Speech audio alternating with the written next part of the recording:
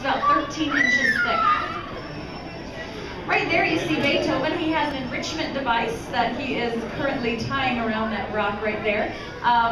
Belugas are, like a lot of other whales and dolphins, very, very intelligent animals. And so they constantly need mental stimulation. So throughout the day, they will have training sessions with their biologists. And also throughout the day, the biologists will put these enrichment devices in here for the whales. And that looks like a piece of rubber with that fabric coming off. That's actually car wash material. It's pretty heavy-duty fabric, because anything that we put in here has to be pretty much indestructible.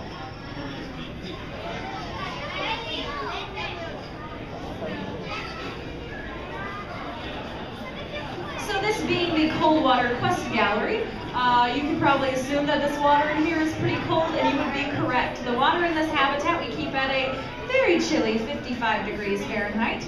And for you to get an idea of how cold that is, if you touch those big red sea anemones up front, and you kind of left your hand in the water for a little bit, your hand might have kind of gone numb a little bit. That's because that water is 55 degrees, so it is really cold in there. But belugas in their natural habitat, they can survive in water as cold as 28 degrees Fahrenheit, and that's the temperature at which salt water freezes. So they can live in very, very cold water.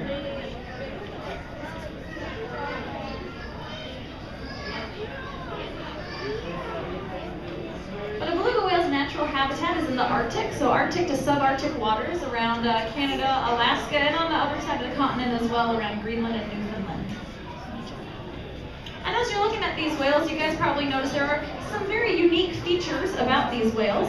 For instance, the first thing that a lot of people notice is their coloring. They are white in color. And again, that is for camouflage, because like I was saying, they do live in Arctic waters.